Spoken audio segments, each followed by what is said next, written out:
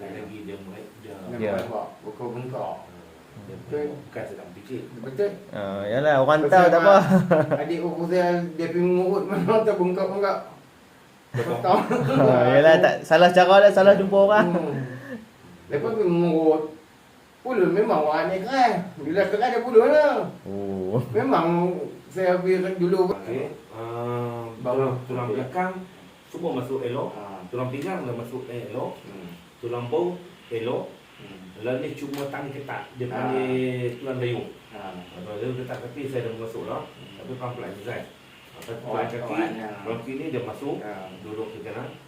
Lutut tak salah. Lepas ni cuma kita panggil abang lah. Saya 62. Oh, saya 63. Yalah. 5 tahun dia. Abang lah. Lepas ni saya tak mahu tekan tak mana pun. Dia tekan ke mana dia berlarat. Saya takut. Yalah, faham. Sampai lah kaki-kaki saya paling takut. Ni sakit saya boleh tahan ni. Memang sakit. Duk sakit memang pasal kebal pasal sakit. Boleh tahan. Ni kaki saya takut luka. Allah tu kot sakit. Takutlah saya. Dia Melarat. takut melarat lah.